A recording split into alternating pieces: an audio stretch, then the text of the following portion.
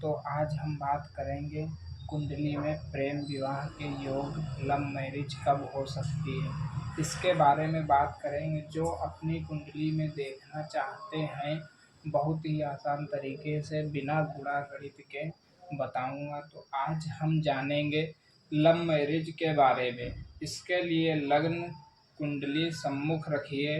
अपनी या किसी की भी यह जानना चाहते हैं, एक चीज़ मैं बता दूं, लव मैरिज के लिए योग देखा जाता है, लेकिन अरेंज मैरिज के लिए कोई योग नहीं देखा जाता है, क्योंकि वो हमेशा पहले से ही योग अरेंज मैरिज का होता है। तो हम शुरू करेंगे। तृतीय भाव, पंचम भाव, सप्तम भाव, एकादश भाव, ये 4 भाव लव मैरिज के योग में बहुत महत्वपूर्ण होते हैं।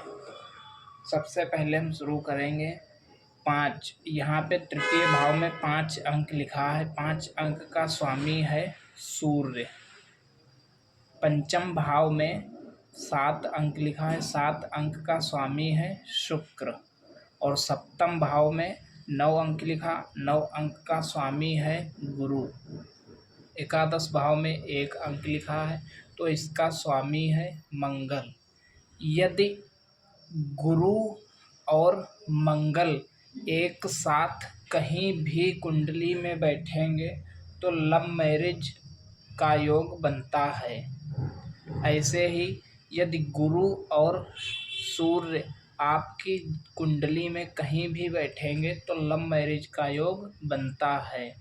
यदि गुरु तृतीय भाव में जाएगा तब भी लव मैरिज का योग बनता है। और यदि गुरु एकादश भाव में एक साथ बैठेंगे तो लव मैरिज का योग बनता है। जैसे कि गुरु और सूर्य एक साथ कहीं भी बैठेंगे तो लव मैरिज का योग बनता है। यदि गुरु मंगल कहीं भी बैठेंगे तो लव मैरिज का योग बनता है। यदि गुरु एकादश भाव में एक साथ बैठता है तो लव मैरिज का योग बनता है। यदि गुरु सूर्य के साथ एक तृतीय भाव में बैठता है तो लव मैरिज का योग बनता है। अब हम दूसरे योग के बारे में बात करेंगे, सप्तम भाव और पंचम भाव। यदि सप्तम भाव का स्वामी गुरु और सप्तम भाव का स्वामी गुरु और पंचम भाव का स्वामी शुक्र, यदि ये दोनों एक साथ कहीं भी आपकी कुंडली में बैठेंगे तो लव मैरिज का योग बनता है। जैसे कि गुरु और शुक्र कहीं भी बैठेंगे तो लव मैरिज का योग बनता है। गुरु और शुक्र यदि तृतीय भाव में बैठें तो प्रबल योग बनता है। यदि पंचम भाव में बैठें तो प्रबल योग बनता है। और यदि सप्तम भाव में बैठें तो प्रबल योग बनता है। एकादश भाव में बैठें तो भी प्रबल योग बनता है। यदि